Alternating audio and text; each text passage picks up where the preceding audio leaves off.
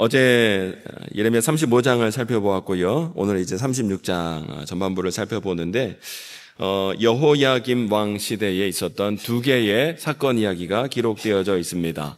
오늘 35장, 36장의 말씀이 성경에 기록되어져 있는 이유는 이 남유다, 이스라엘 백성들이 심판받을 수밖에 없었던 이유를 낱낱이 기록하고 있는 것을 보게 되죠. 어제 예레미야 35장에서는 유다 민족, 이스라엘 백성들과 함께 섞여 살았던 경건한 민족, 레갑 사람들에 대한 이야기 말씀을 함께 살펴보았습니다. 그들은 자신들의 선조 요나답이 알려준 명한대로 철저하게 포도주를 멀리하는 가운데 경건하고 명령과 말씀에 온전히 순종하는 귀한 삶을 살았던 자들이 바로 이 레갑 사람들이었고, 그 결과로 하나님께서 그들이 내 앞에 영원히 서게 될 것이다 라는 귀한 복을 받았던 사람들이 바로 이 경건한 민족 레갑 사람들이었던 것을 살펴보았지요. 그러나 그와 대조적으로 오늘 유다 백성들의 모습은 어떻습니까? 지금 이스라엘 백성들은요, 유다 백성들의 마음은 그들의 마음과 생각이 지금 하나님께 가 있는 것이 아니라 온통 세상에 가 있는 거예요. 세상에 온갖 우상과 잡신과 우리를 형통케 하고 성공케 하고 번영케 하는 그 세상의 원리로 지금 가득 그들의 마음과 생각을 빼앗고 있음으로 인해 지금 이스라엘 백성들은요, 하나님의 말씀이 더 이상 들리지 않는 거예요. 하나님의 말씀을 들을 수도 없는 거예요. 뿐만 아니라 그러니까 하나님 말씀대로 행하지도 순종하지도 못하는 가운데 악에 가득 차 있는 이스라엘 백성들의 모습을 우리가 보고 있습니다. 결국 그들은 어떻게 됩니까? 하나님의 재앙과 심판이 그들에게 임하게 된 것을 우리가 보게 되지요. 오늘 예레미야 36장을 보면 예레미야가 하나님께 받은 예언의 말씀을 다 이렇게 발옥을 시켜서 예언의 말씀을 기록하여 두루마리 책, 성경과 같은 두루마리 책을 기록을 했는데, 그거를 보고는 이 여호야김 왕이 그 두루마리 책을 불에 태워버리는, 내일 본문에 나오지만 불에 태워버리는 이 여호야김 유다 왕의 모습을 우리가 보게 되죠. 그만큼 지금 이스라엘 남유다 백성들은요, 일반 백성들은 말할 것도 없고 고관 방백들뿐만 아니라 지금 왕에 이르기까지 모든 사람들이 지금 악으로 가득하여 폐역한 모습만으로 일관하고 있는 것을 보게 되는 거예요. 그러니 여러분, 이들에게 하나님의 심판이 임하지 않을래야 임하지 않을 수가 없었다는 것이죠. 1절에 보면 오늘 본문의 말씀이 언제 주어졌는가? 여호야김 제4년에 여호와의 말씀이 예레미야에게 임하였다 하며 말씀을 하고 있습니다. 이 여호야김 4년 때가 언제이냐면 남유다가 바벨론에 의해서 멸망당할 때에 총 3차례에 걸쳐서 공격을 받았는데, 첫 번째 공격을 받았을 때가 바로 여호야김 제4년 오늘 본문의 배경인 것이에요. 이렇게 공격을 받게 되니까 첫 번째, 두 번째, 세 번째 완전히 멸망하며 공격당할 때마다 고통당하고 피해를 당하고 포로로 끌려가고, 이런 위급한 위험과 어려움을 유다 백성들이 당하게 되는 거예요. 이때 하나님이 고통 가운데 어려움 가운데 있는 당신의 백성 이스라엘 백성들을 더 생각해 주시는 거예요. 그래서 하나님의 말씀을 또 그들에게 전하는 것이죠. 그 말씀이 무엇인지 2절 말씀으로 함께 읽어보실까요? 2절 시작. 너는 두루마리 책을 가져다가 내가 내게 말하던 날, 곧 요시아의 날부터 오늘까지 이스라엘과 유다와 모든 나라에 대하여 내가 내게 일러준 모든 말을 거기에 기록하라. 아멘. 너는 내가 너에게 지금까지 했던 모든 예언의 말씀을 다 두루마리 책에 기록하라는 거예요. 그리고 기록된 말씀을 이스라엘 백성들에게 알려주고 들려주라는 거예요. 예레미야 1장 2절에 보면 예레미야는요, 요시아 왕 13년에 선지자로 부름을 받고 선지자로서의 사역을 시작하게 되지요. 요시아 왕 13년부터 지금까지 몇 년의 세월이 흐른 거냐면 25년의 세월이 흐른 상황이었습니다. 그러니까 대략 25년의 세월 동안 하나님께서 전해주신 말씀을 계속 증거했는데, 그 모든 말씀을 기록하여 두루마리 책에 쓰라, 이렇게 하나님이 예레미야에게 말씀하시는 거예요. 하나님이 이렇게 예언의 말씀을 기록하라고 하신 이유는 하나님이 이스라엘 백성들을 향한 기대가 그래도 여전히 있으셨기 때문이에요. 이 말씀을 듣고 이스라엘 백성들이 악에서 돌이키지 않을까, 계속 하나님께서 말씀을 들려주시고자 하는 것을 보게 되지요. 3절 말씀을 함께 읽어보실까요? 3절 시작. 유다 가문이 내가 그들에게 내리려 한 모든 재난을 듣고 각기 악한 길에서 돌이키리니 그리하면 내가 그 악과 죄를 용서하리라 하시니라. 아멘. 그들이 내가 오늘도 들려준 말씀을 듣고 악한 길에서 돌이켜 회개하면 내가 재난을 걷어들이고 그들의 모든 죄와 악을 용서하여 주겠다. 하나님의 마음을 계속 전하고 계시는 거예요. 그래서 글로 남겨서 이스라엘 백성들의 줌으로 말미암아 우리가 언제든지 성경책을 읽듯이 이스라엘 백성들이 언제 어디서든지 주의 말씀을 듣고 주의 말씀을 읽고 깨닫는 가운데 죄악된 길에서 돌이켜 회개할 주님께 나오기를 하나님은 계속 원하시는 가운데 이스라엘 백성들에게 계속해서 말씀을 들려주고 계시더라는 것이죠.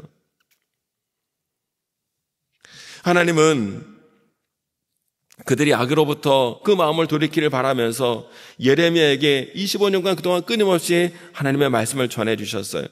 그래서 3절에 보면 너희가 이 말씀을 듣고 돌이키면 용서하리라. 그 마음을 계속 전해주시는 것이죠. 여러분, 하나님이 지금 내가 너에게 재난을 주리라, 심판을 하리라 말씀은 하고 계시지만 하나님의 본래 마음은 재난과 심판이 아닌 거예요. 하나님의 마음은 재난과 심판이 아니라 재난과 심판의 경고의 말씀을 듣고 너희가 마음을 돌이켜 회개하면 내가 재난을 걷어들이고 너희를 용서하리라는 것에 하나님의 마음이 가 있는 거죠. 여전히 이스라엘 백성을 향한 마음과 기대가 있으신 것이죠. 하나님께서 이스라엘 백성을 향하여 거듭 이 재난과 심판을 말씀하신 이유는 그들이 악한 길에서 돌이키기를 원하시는 거예요. 그리하여 악한 길에서 돌이키면 용서하리라. 그것이 하나님의 마음이고 그 마음을 계속 전하여 주시는 것을 우리가 보고 있는 것이지요. 이러한 하나님의 마음을 하나님이 예레미야에게 말씀해 주셨고 예레미야는 이 일을 이루기 위하여 바룩 서기관에게 하나님의 말씀을 기록하도록 이렇게 명하지요. 그래서 4절로 6절의 말씀을 보면 예레미야는 서기관 바룩을 불러서 그동안 하나님께 받아 전했던 모든 하나님의 말씀을 기록하게 하였습니다. 그리고 그것을 성전에 가서 선포하게 하였죠. 바룩을 통해서 이 일을 하게 했습니다. 왜냐하면 지금 예레미야는 행동이 자유롭지 못한 상태에 있었어요. 5절 말씀 보면 내가 잡혀있다, 붙잡혀있다라고 말하고 있는데 붙잡혀 있다는 것은 어떤 감옥에 수감되어 있다는 것이 아니라 지금 왕과 고관들의 미움을 받아서 행동에 큰 제약이 있는 상태이기 때문에 서기관 바룩을 통해서 말씀을 기록하게 하고 성전에 가서 이스라엘 백성을 향하여 말씀을 선포하게 했던 것을 보게 되지요. 그래서 예레미야는 바룩을 시켜서 하나님의 말씀을 기록하게 하였고 이 기록된 말씀을 성전에 올라가 이스라엘 백성들에게 선포하는 가운데 들려주게 하였습니다. 그런데 성전에 가서 바룩이 이스라엘 백성들에게 예언의 말씀을 선포한 것은 금식일이었습니다. 금식일은 특별한 절기가 아니라 이스라엘 백성들이 필요할 때에 선포하여 행한 것이 금식이었는데 지금 유다 백성들이 왜 금식을 선포했냐면 그만큼 지금 유다 백성들이 국가적인 어려움과 위기에 처해 있었기 때문에 그렇다라는 것이죠. 바빌론 침략으로 인해서 국가적 위기와 멸망의 어려움 가운데 빠져 있으니까 유다 백성들이 지금 금식을 선포하는 가운데 어떻게든 이것을 지금 타개하려고 애쓰는 상황 가운데 금식을 선포할 때에 하나님의 말씀을 지금 들려주고 있다라는 것이죠. 유다 백성들은 바빌론 침공으로 인해서 지금 고통하며 슬퍼하는 가운데 금식을 하고 있었어요. 그날의 바룩은 성전에서 예언의 말씀을 읽어서 그들이 그 말씀을 듣고 마음을 돌이켜 회개하는 가운데 주님께로 나아오기를 원하는 마음으로 금식일에 하나님의 말씀을 선포하고 있는 것을 보게 됩니다. 금식일에 이스라엘 백성이 지금 고난 가운데 고통 가운데 금식하고 있으니까 그나마 평소보다 하나님 말씀을 더욱더 귀 기울여 들을 상황이 그날이었기 때문에 그날을 택하여 기록된 말씀을 선포하게 하신 것이죠. 그래서 하나님도 예레미야도 지금 고난 가운데 금식하고 있는 이스라엘 백성들이 주의 말씀을 듣고 그 마음을 조금이라도 돌이키지 않을까 하는 기대가 지금 있었던 것이죠. 이러한 기대는 1차적으로는 어느 정도 이루어지는 듯 보입니다. 15절에서 16절에 보면 우리 함께 말씀을 읽어보실까요? 15절 16절 그들이 시작 그들이 바룩에게 이르되 앉아서 이를 우리 귀에 낭독하라 바룩이 그들의 귀에 낭독하매 그들이 그 모든 말씀을 듣고 놀라 서로 보며 바룩에게 이르되 우리가 이 모든 말을 왕에게 아뢰리라. 아멘. 바룩이 선포한 예언의 말씀을 듣고 특별히 고관들이 깜짝 놀라는 거예요. 그동안에는 하나님의 말씀에 전혀 관심도 없고 귀를 기울이지 않았는데 가만히 선포된 하나님의 말씀을 들어보니까 너무나 놀랍고 귀한 진리의 말씀이 다 거기에 담겨져 있었고, 우리가 이렇게 지금 멸망할 수밖에 없었던 그 모든 원리가 그 선포된 말씀 가운데 다 있었더라는 것이죠. 이 말씀대로 우리가 살지 않아서 우리가 이런 어려움을 당하게 되었구나. 우리가 이 어려움을 이기고 극복할 수 있는 길은 이 말씀으로 돌아가고 말씀을 듣고 순종하는 것이겠구나. 이 고관들, 이 백성들 가운데 고관들 일부가 하나님의 말씀을 듣고 마음에 빌어서 감동하는 거예요.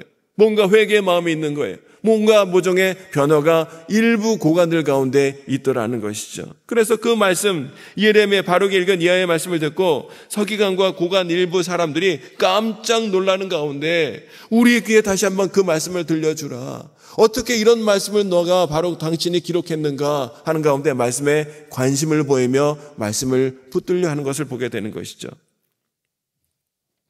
그래서 17절에 보니까 이 모든 말을 어떻게 기록하였느냐 하고 말씀에 대해 관심이 있는 거예요. 궁금해하는 거예요. 그러니까 바룩이 이 모든 말씀은 예레미야 선지자가 하나님께 받은 말씀을 전해준 것으로 하나님의 말씀입니다 라고 대답을 하는 거예요. 그래서 이 예레미야가 전한 말씀에 대하여 이 고관들 일부가 진지하게 하나님의 말씀을 듣고 반응하고 있는 것을 보게 되는 거예요. 그런 가운데 어떻게 합니까? 이 말씀을 여호야김 왕에게 전해야 되겠다라고 결정하게 되지요. 그러면서 19절에 보면 이에 고관들이 바룩에게 이르되 너는 가서 예레미야와 함께 숨고 너희가 있는 것을 사람들에게 알리지 말라 하니라 하고 말합니다. 이 고관들 일부가 이 말씀을 여호야김에 가서 보고를 해야 되겠다라고 결심은 하였으나 여호야김 왕이 이 말씀이 있는 것을 알고 듣고 보고는 어떤 반응을 보일지가 너무 뻔한 거예요. 그만큼 지금 왕의 영적 상태가 좋지 않다는 것을 말씀하고 있는 것이죠. 아니나 다를까 내일 본문에 기록되어 있지만 여호야김 왕이 이 고관들이 전화해주고 들려준 두루마리 책을 보고 어떻게 합니까? 그 말씀을 당장 불에 태워라 하는 가운데 분노 가운데 말씀을 불에 태우는 거예요.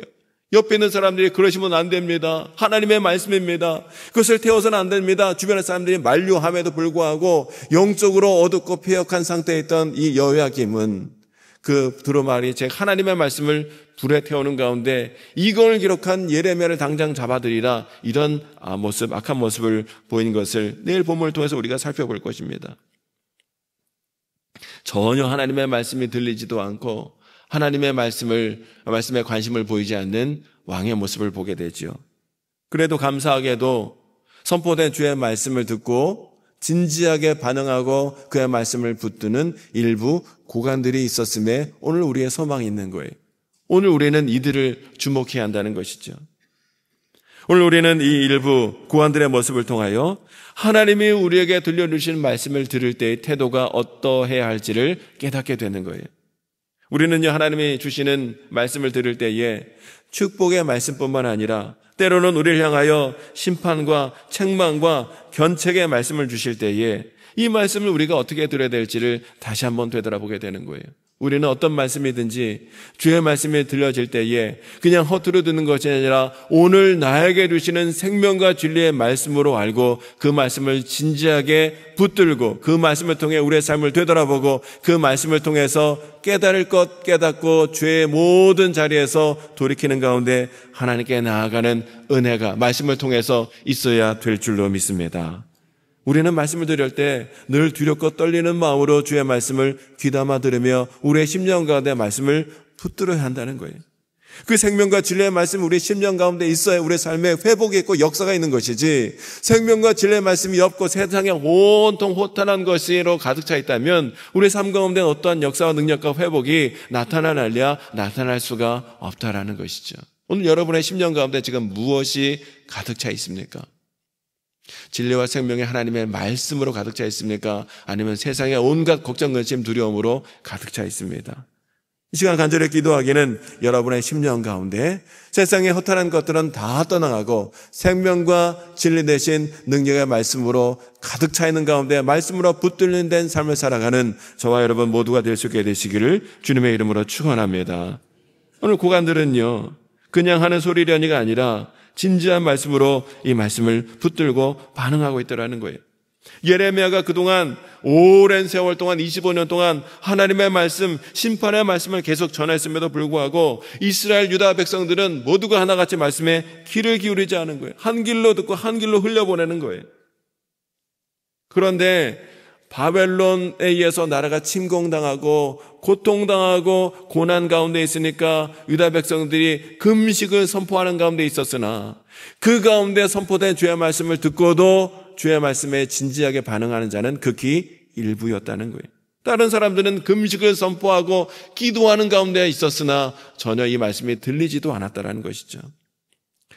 고관들이 여러분, 일부라도 이 예언의 말씀, 하나님의 말씀을 듣고 귀를 기울이고 하나님의 말씀을 진지한 마음으로 붙들게 된 것 너무나 다행이지만 이 하나님 말씀을 들은 자에 비해서 너무나 일부가 그런 반응을 보이는 거예요.